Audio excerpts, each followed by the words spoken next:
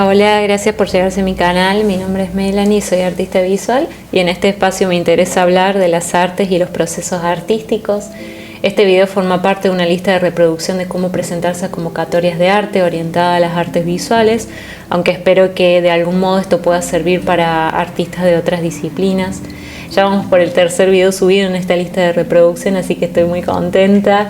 En los anteriores estuvimos viendo a grandes rasgos un poco de mi historia, qué son las convocatorias, cómo elegir la convocatoria según nuestra trayectoria artística, y poco a poco nos estamos adentrando a cómo presentar la información de una convocatoria. Como ya dije muchas veces, es imposible que en esta lista de reproducción yo pueda explicar todos los requisitos que existen de todas las convocatorias, porque recordemos que cada convocatoria es única y muchas veces es irrepetible. Esto significa que cada una tiene sus propios requisitos que lo hacen único. Y sin embargo, acá estoy intentando poder compartirles en video toda mi experiencia y que se puedan llevar por lo menos lo que aprendí de los principales requisitos que solicitan en una convocatoria de arte. En el video de hoy nos tocan los textos de la presentación de la obra, que es algo que a mí me encanta muchísimo. Vamos a ver lo que es la ficha técnica, la memoria descriptiva y la memoria conceptual. Estos tres tipos de textos son los que acompañan a la presentación y a la comprensión de una obra desde diferentes perspectivas y ayudan a complementar toda la obra con esa información. Así que vamos a empezar con la ficha técnica.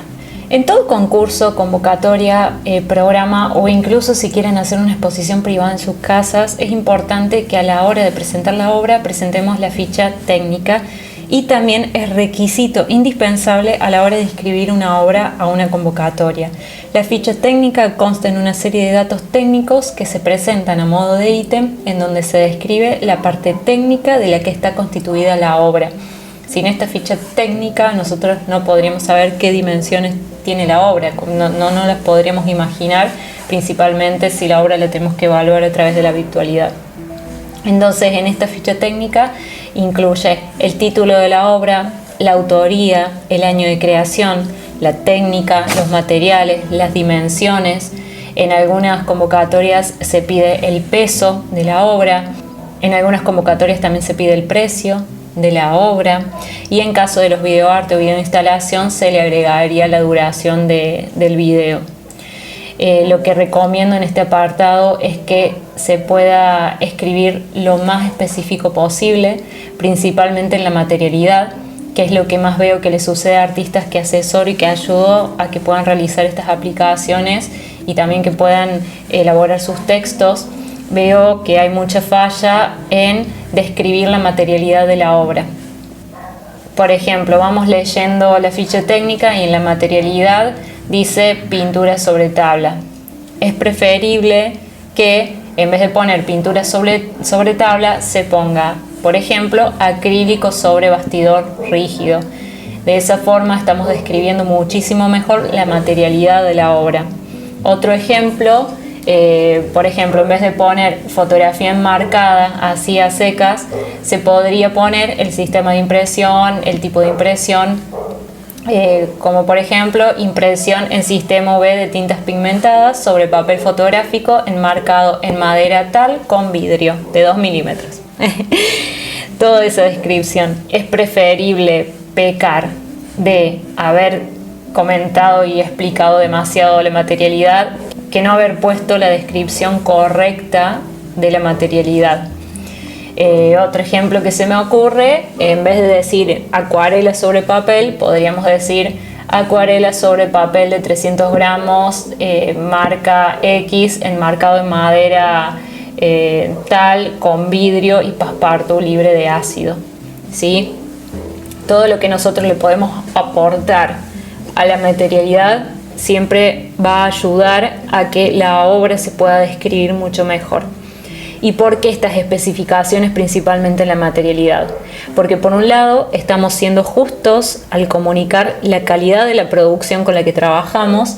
Si estamos trabajando con una buena calidad de materiales en nuestra producción, a través de la ficha técnica se realza esa obra de arte. Por otro lado, porque en base a los materiales podemos deducir la durabilidad de la obra que va a tener en el tiempo, siempre y cuando se conserven las condiciones adecuadas. Hagamos una comparación, como para ejemplificar esto último. Supongamos que tenemos 2 dibujos de acuarela. No sé por qué estoy pensando tanto en acuarela, pero bueno, supongamos que tenemos 2 dibujos de acuarela. Una acuarela en su ficha técnica en la parte de materialidades dice acuarela en soporte papel texturado de algodón blanco de 300 gramos marca Epson. Y la otra acuarela dice en su materialidad acuarela en soporte papel tipo ilustración blanco de 300 gramos marca Epson. Sinceramente no sé si esta marca corresponde a estos papeles, pero bueno, vayamos a lo concreto. En uno habla de un papel de algodón y en el otro está hablando en un papel tipo ilustración. La persona que adquiera ese papel tipo ilustración tiene que saber que al ser ilustración es otra calidad de papel, va a cambiar la tonalidad con el transcurso del tiempo. Yo no digo que uno esté mal y uno esté bien, pero sí la obra va a cambiar. Se va a adquirir una obra y cuando pase el tiempo esa obra va a cambiar de color, se va a amarillentar, se va a cambiar completamente la obra. Entonces acá la especificidad hace muchísimo la diferencia, principalmente a la hora de comprar o a la hora de participar con una obra en un salón y que después hagan un premio adquisición, ¿sí? Bueno, sigamos. En cuanto a la memoria descriptiva, estamos hablando de una descripción técnica un poco más amplia que la ficha técnica y en formato de texto, es decir, podían ir los ítems de la ficha técnica de manera narrada, pero a eso se le agrega el cómo y cuándo se hizo la producción, dónde se presentó anteriormente, quiénes intervinieron, o sea, todos los datos que no solo hacen a la materialidad de la obra, sino al recorrido de la obra. Supongamos que presentan una performance. En la memoria descriptiva estaría bueno poner a dónde se hizo, cuántas veces se repitió, quién filmó, quién fotografió el evento también. Puede resultar interesante si ha ganado algún premio, etc. Si en una convocatoria que ya llenaron la ficha técnica les pide también una memoria descriptiva, pueden agregar esto último, el cómo y el cuándo se hizo, si se presentó anteriormente en otros espacios, si tiene premios, etc. Generalmente cuando piden esto aparte de la ficha técnica es que se quiere saber el recorrido de las obras. Y por último, la memoria conceptual sería el desmadre de todos estos conjuntos de textos. No, mentira. Vendría a ser el espacio que tenemos el artista, el espacio que tiene el artista para hablar de la poética, de la obra de arte. En ese espacio podemos escribir qué nos llevó a realizar esa poética, qué pensamos, qué preguntas intentamos responder a través de nuestra práctica o qué intentamos expresar, ¿sí?, a través de la obra. En este punto me he encontrado artistas que suelen decir ¿y por qué tengo que hablar de la obra? Que la obra hable por sí misma. Y por un lado les digo que tienen razón. Lo que un artista dice a través de la obra a veces es difícil de explicar con palabras, porque si tuviéramos destreza con la palabra seríamos escritores quizás y no artistas visuales. Sin embargo, por otro lado, no hay nada de malo en contar cuáles fueron las intenciones de hacer dicha producción. No hay nada de malo en decir yo creé esta obra porque necesitaba expresar esto, yo creé esta obra porque quería reflexionar sobre tal cuestión, ¿sí? También hay artistas que enseguida piensan que a la hora de hablar de la obra se les va a cerrar ese significado al espectador, entonces tampoco comparten estos textos o tampoco escriben sobre la obra. Y muchas veces eso es contraproducente, porque uno cuando comprende a la otra persona puede empatizar y entender el proceso por el cual el artista ha pasado para llegar a esa obra, o el proceso de cómo agarró esa idea que estaba volando en el aire y la bajó y la bajó y la bajó hasta que la pudo materializar. Entonces muchas veces toda esta parte de ese camino que hay entre que surge ese impulso de crear la obra hasta que la obra se materializa, que sería toda la parte del proceso, es sumamente enriquecedor y está bueno que se pueda compartir. Y bueno, con respecto a todo esto tenemos tela para cortar, pero vamos a seguir con lo que respecta a la convocatoria. Si ustedes quieren participar de una convocatoria, sí o sí van a tener que hacer un texto conceptual de la obra, por lo menos que ellos sepan la mayoría de las veces. Y a veces también sucede que uno, cuando se encuentra con tener que escribir el texto conceptual de una obra a días de que cierre una convocatoria en la que quieren aplicar, se vuelve un poco complicado porque hacer un texto lleva tiempo. Y con un buen texto me refiero a que sea un texto genuino y particular de la obra, que verdaderamente uno vea la obra y lea el texto y siente que ese texto es para esa obra y no para otra, que no es un texto genérico que podría funcionar casi para cualquier obra o cualquier producción. Al fin y al cabo, el texto realza las particularidades de la obra. Para eso está también el texto conceptual. Vamos a un ejemplo como para aterrizarlo un poco, es un ejemplo que voy a inventar ahora. Supongamos que tienen una obra inspirada en los sueños. No es lo mismo inscribir a esa obra y en la memoria conceptual escribir: lo que está acá salió de mis sueños, que por ejemplo escribir algo como: el mundo de los sueños es el que me inspira a crear las imágenes que presento en la serie. Soñar repetidamente con el elemento celeste despierta en mí un sentimiento de tragedia, por ejemplo. Ahí ya hay una descripción del sueño, de la imagen, un poco más personal, más profunda. Añadí un elemento particular de la obra que está conectado con un sentimiento particular con el artista. Entonces, en el primer caso, lo que estamos haciendo es dar una descripción demasiado breve de lo que está pasando, y con el segundo ejemplo, el segundo caso del texto, que ahí le dimos una vuelta de tuerca, el texto empieza a volverse una posibilidad de demostrar que más allá de que uno haga una obra bella y súper estética, empieza a tener un propósito. Un texto puede elevar tu producción a que sea seleccionada en una convocatoria y que sea una buena obra, o un texto puede hacer de una buena obra, bajarla y hacerla pedazos. Básicamente, iba a decir otra palabra, pero más vale no la digo. Así que bueno, hablamos tanto de memoria conceptual que ¿cómo la armamos? ¿Cómo vamos a empezar a armar esta memoria conceptual? Básicamente la memoria conceptual responde a las preguntas qué, para qué y cómo. ¿Qué hice? ¿Para qué lo hice? ¿Y cómo lo hice? Y la extensión del texto depende de lo que ustedes decidan. Puede ser un texto de 2 páginas o un texto de 3 o 4 renglones. En el caso de las convocatorias, generalmente piden una cantidad determinada de caracteres que suelen ser breves. Lo que yo recomiendo es hacer el texto, expresarse todo lo que uno sienta que debe expresarse, y luego en las convocatorias ir adaptando dependiendo la cantidad de palabras que se necesitan. Dependiendo la cantidad de palabras que se solicitan. A mí lo que me ayuda a poder escribir el texto de obra es escribir mientras estoy produciendo. A medida que vamos creando, o sea, a mí me pasa que inevitablemente vienen a mí pensamientos, asociaciones, e ir escribiendo eso me va ayudando muchísimo a que después pueda hablar de la obra, pueda hacer un texto más elaborado. Es como que voy produciendo, voy sintiendo cosas, voy escribiendo y queda todo como más o menos en anotadores, hasta que llega un punto que empiezo a unir todo.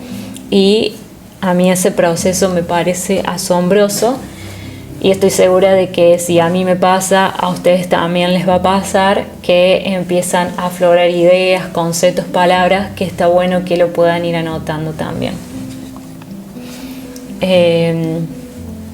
Otra cosa que supe hacer es leer muchos textos de obra. Entre más lean, esto ayuda muchísimo, más lean es mejor. A uno le ayuda a ampliar el panorama, a ver la estructura que van utilizando todos los artistas a la hora de escribir el texto. Hay textos más cortos, hay textos más largos, hay textos simples, hay textos complejos. Uno puede ver qué palabras utiliza tal artista para hablar de su práctica. Y también tratar de copiar estos textos con palabras propias, es decir, agarro el texto de un artista, de un amigo, de alguien que me gusta muchísimo, y empiezo a cambiar las palabras de ese texto por palabras que son más propias y que son de mi producción. Entonces ahí empieza a haber una práctica que no tiene como objetivo copiar, sino ir aprendiendo de otros y cómo expresan sus pensamientos a través de la memoria conceptual. En qué detalles uno podría detenerse, en qué conceptos van rondando, entre otras cosas. Yo se los recomiendo que los prueben como ejercicio, es alucinante el resultado, incluso también pueden usarlo con una canción y también van sabiendo si les es más cómodo expresarse en textos largos o en textos cortos, cómo son las pausas. Bueno, toda esta parte de estructura del texto a mí me encanta. Bueno, ya hablamos de escribir mientras producimos, para mí es la manera más enriquecedora de generar un texto. También de leer textos de obra e ir modificando y adaptando esos textos con nuestras palabras sin buscar el fin de copiar, sino de poder ver en qué tipo de texto nos queda cómodo empezar a expresarnos. Y lo tercero es en un Word o en una libreta a mano, como ustedes quieran, escribir las 3 preguntas por separado. ¿Qué hice? ¿Para qué lo hice? ¿Cómo lo hice? E intentar responderlas de a una de manera aislada. Pregunta 1, respuesta 1. Pregunta 2, respuesta 2. Pregunta 3, respuesta 3. Y después tratar de ir uniendo esas partecitas de esas respuestas en un solo texto sin importar el orden. Lo importante es que esté. Y ahora, ¿qué sucede si no sabemos por dónde empezar?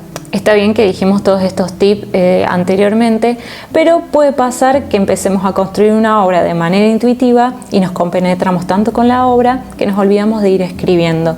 Y después, cuando nos ponemos a pensar qué hice, para qué lo hice, cómo lo hice, empezamos con un mareo de preguntas que nos es difícil responder y nos bloqueamos, porque construimos tanto desde la intuición que empezamos no tenemos un punto de inicio de por qué yo empecé a construir esa obra.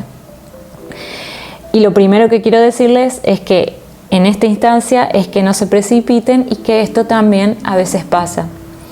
Yo no lo conté anteriormente, creo, pero bueno, yo doy asesorías para artistas en donde les ayudo a crear su memoria conceptual, su statement, y también me gustan muchísimo los textos de exposiciones. Toda esta parte textual a mí me gusta mucho. Y llegaban a mí artistas que hasta pensaban que la obra no tenía concepto porque no sabían qué palabras atribuirle a esa obra que habían creado, ¿sí? Porque había nacido muchísimo desde la intuición y no encontraban un lugar, una tierra firme en donde pararse y posicionarse con la obra. Sí tenían a lo mejor alguna tentativa, pero en la mayoría del proceso estaban como bastante nublados. Y yo lo entiendo porque a mí también me pasó. Y finalmente uno se da cuenta de que lo que quiere decir siempre está en la obra. O sea, si existe una obra, el concepto siempre está, aunque no sepamos sacarlo a la luz o aunque nos cueste sacarlo a la luz. Entonces, ¿cómo podemos hacer resurgir este concepto que está, pero que a nosotros nos parece que no está?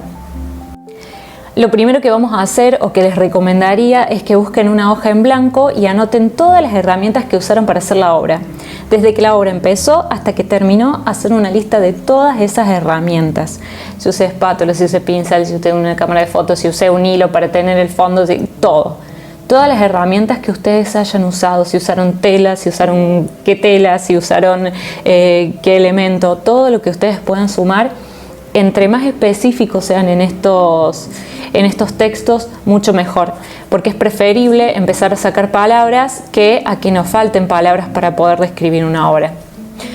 Lo segundo es mirar la obra, sentarse al frente de la obra y hacer un análisis de los colores, qué colores utilicé, qué colores veo, si esos colores se modificaron desde que empecé a usar el color hasta que terminé de usar ese color, si la obra es monocromática, qué patrones se repiten, qué texturas se repiten, ir anotando todo lo que haga la obra, como una especie de radiografía de la obra, el tamaño que tiene, si es grande, si es chico, si es un tamaño mediano, si cabe en la visión, si es más grande, desde qué distancia puedo ver la obra, todo lo que haga a la obra, si va colgada, si va sobre el piso, si necesita que se enganche en algún lado, si me la imagino al lado de qué obras, de qué tipo de obras, cómo iría acompañada, cómo iría en una exposición, si me parece que esa obra, a pesar de ser un pequeño formato, se podría ampliar. Todo lo que a mí se me vaya ocurriendo con respecto a la obra lo voy anotando, ¿sí? Es como una radiografía de la obra. Y por último, a todo esto que nosotros escribimos anteriormente se le pueden empezar a agregar sentimientos. Voy buscando frasecitas y a esas frasecitas le voy poniendo un sentimiento. ¿Cómo me hace sentir trabajar con esas herramientas? ¿Qué me generan esos colores? ¿Qué pienso con respecto a los patrones que se repiten? O por otro lado, ¿por qué no repito ningún patrón? ¿Por qué no repito ninguna textura? Eso va a ser dependiendo de la obra que ustedes estén creando. Después puedo seguirme preguntando qué me hace sentir el tamaño con respecto a la obra, por qué creo que esa obra tiene el tamaño correcto. Todo esto va a ayudar a que empecemos a sacar de nosotros todo eso que está dentro, que estaba de una manera inconsciente porque lo plasmamos en la obra, pero que no le podíamos poner palabras. Entonces, con todo ese cúmulo de textos, sensaciones e imágenes, ustedes pueden tomar de ahí para empezar a escribir su texto, o por lo menos saber desde qué lugar están parados y desde qué lugar están creando. Por otra parte, a esto se le puede sumar alguna experiencia que hayan vivido, que sientan que de alguna manera vivenciaron esas situaciones. No se me ocurre ningún ejemplo ahora. Supongamos que, no me acuerdo, una vez había visto una artista que trabajaba con muchos colores amarillos y eso le hacían acordar los azulejos del baño de la abuela, por ejemplo. Entonces esas especies de asociaciones son bastante interesantes y obviamente tienen su origen en eso, en ese momento de la infancia, ¿sí? O en ese caso en el que iba a visitar a la abuela, un recuerdo bastante puntual. Y así vamos reconociendo a la obra por partes. Si todo esto no llegara a ser suficiente, podemos seguir con otro ejercicio, como por ejemplo escribir cartas. Yo lo que les sugeriría en primera instancia es que ustedes le escribieran una carta a la obra. Querida obra, hace tanto que quise crearte, y etcétera, etcétera, etcétera. Y luego van escribiendo todo lo que le quieren decir a la obra. Y una vez que ustedes escriban la carta a la obra, van a ponerse en el lugar de la obra y van a escribir una carta como si la obra les estuviese escribiendo una carta a ustedes. Es un ejercicio bastante surrealista, medio loco, pero yo lo hice y la verdad es que los resultados me sorprendieron muchísimo. Es algo entretenido y como mucho no sé, una vez que ustedes lo hicieron no van a haber perdido absolutamente nada, ni siquiera ni tiempo, porque es un ejercicio de creatividad bastante interesante y es sorprendente todo lo que la obra empieza a hablar, ¿no? Por favor, si hacen este ejercicio, escríbanme en los comentarios que me encantaría leer. O sea, vayan parando el video, vayan haciendo estos ejercicios y así al toque me dicen si les funciona o no.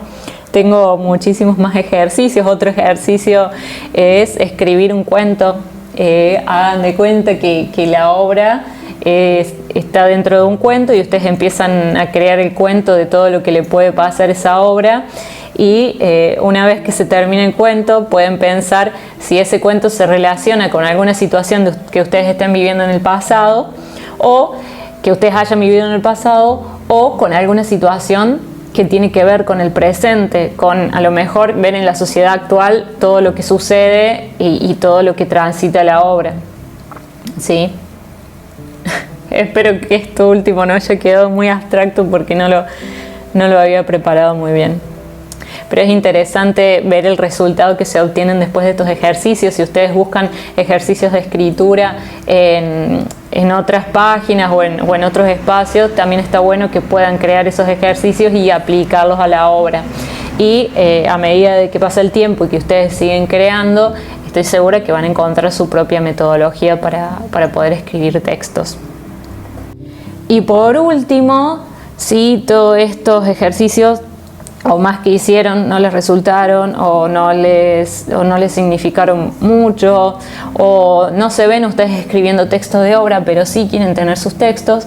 Hay un montón de personas que se dedican a escribir textos para artistas. También es súper válido que le pidan a alguien que pueda escribirles el texto de su obra. A mí me gusta escribir textos de mi obra, me gusta escribir textos de obras de artista, me gusta escribir textos de exposiciones también. Sin embargo, dentro de mi producción yo tengo personas que han escrito textos para mi obra y eso no está mal, digamos. Lo que importa es lo que ustedes quisieron expresar, que siempre va a estar presente en la obra. Y toda esta parte en la que uno trata de poner lo que quiso expresar en palabras, lo pueden hacer acompañado de un profesional que escriba, o de una persona que ustedes piensen que se exprese muy bien y que pueda darles una mano con toda la parte textual. En ninguna convocatoria, en ningún espacio los van a desacreditar porque el texto lo haya escrito otra persona, porque tiene que ver con el origen que es su obra. Y ahora sí, una vez que la memoria conceptual esté hecha, recordemos que puede tener cualquier extensión, desde 3 páginas hasta 3-4 renglones, es importante que ustedes puedan marcar cuál es el núcleo del texto. Antes de seguir vamos a ver un ejemplo, vamos a ver el ejemplo anterior. Supongamos que teníamos el microtexto.